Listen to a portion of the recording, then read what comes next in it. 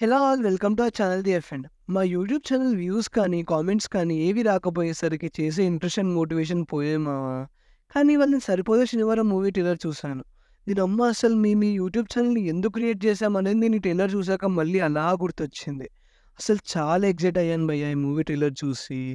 ఇంక ఏమన్నా గానీ తప్పకుండా మీతో షేర్ చేసుకోవాలనిపించింది. అకార్డింగ్ టు మీ ఈ మూవీ నాని గారి కెరియర్‌లో one of the best movie అవ్వబోతుంది. ఈ ట్రైలర్ చూసాక అసలు ఈ మూవీ ఎలా ఉండొచ్చు అనేవి అండ్ ఏం ఎక్స్‌పెక్ట్ చేయొచ్చు అని డీటెయిల్‌గా మాట్లాడుకుందాం. బట్ స్టార్ట్ చేసే ముందు జనరల్‌గా ఒక వీడియోకి లైక్స్ ఎక్కువగా ఉంటే ఆ వీడియోని యూట్యూబ్ బాగా రికమెండ్ చేస్తుంది. అందుకే జనరల్‌గా అందరూ లైక్ చేయండి అంటుంటారు. బట్ నాకు లైక్స్ కంటే కామెంట్స్ చాలా ఇంపార్టెంట్. మనం ఈ వీడియోలో మాట్లాడుకునేది ఎలా అనిపించింది అనేది కానీ, దానికంటే ఇంపార్టెంట్ అసలు మీకు ఈ ట్రైలర్ ఎలా అనిపించింది and I want a good discussion around these things. Please like చేయకపోయినా పర్లేదు. వీడియో చూసి కామెంట్ అయితే తప్పకుండా చేయండి.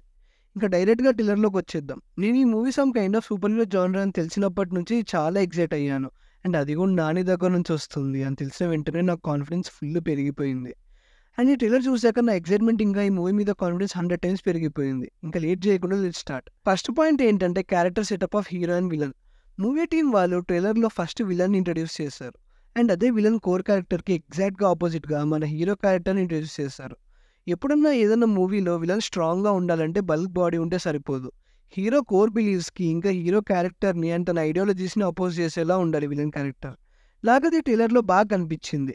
విలన్ ఒక పర్సన్‌ని కొడుతుంటే, "ఏం చేశాడని సార్ తనని అంతలా కొడుతున్నాడు" అని హీరోయిన్ అడిగినప్పుడు, తను సోకులపాలెం అనే ఏరియాలో ఉండడమే రీజన్ అని చెప్తాడు కదా! దాని వెంటనే మన హీరోని తను తన ఎమోషన్స్‌తో పర్సన్‌ని జడ్జ్ చేస్తాడు కానీ, ఒక ప్లేస్ ఆర్ రిలీజియన్ బట్టి ఒక మనిషిని క్యారెక్టర్ డిసైడ్ చెయ్యడని ఇలా స్టార్ట్ చేస్తారు.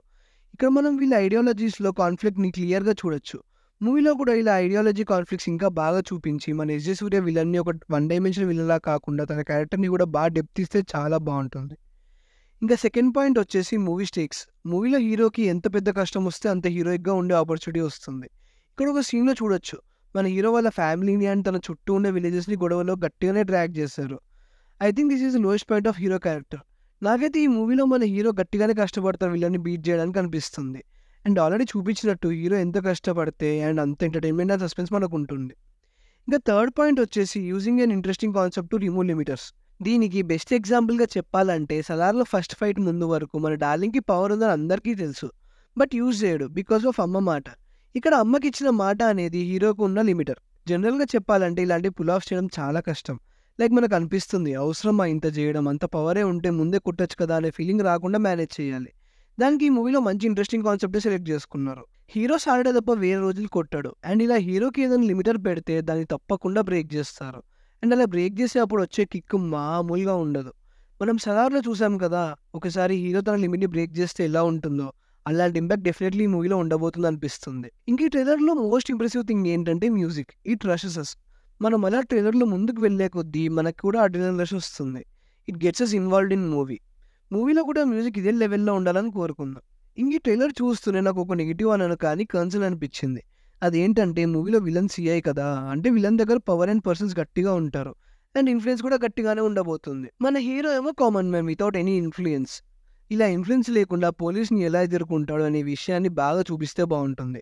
మళ్ళీ అక్కడ హీరో కాబట్టి చేసేసాడనేలా ఉంటే ఇది కూడా ఒక నార్మల్ మూవీలాగా అనిపిస్తుంది. I have confidence that they will handle this properly. మొత్తానికి I see huge potential in this movie. Definitely ఈ మూవీ నాని గారి కెరియర్‌లో one of the best movie అవ్వబోతుంది. నాకైతే ఇది గట్టిగా అనిపిస్తుంది భయ్యా. మీకు ఈ ట్రైలర్ చూసి ఎలా అనిపించిందో కామెంట్స్‌లో చెప్పండి. అండ్ నేను చెప్పిన పాయింట్స్ కాక ఎక్స్‌ట్రా పాయింట్స్ ఏమన్నా అనిపిస్తే కామెంట్ చేయండి. Bye bye.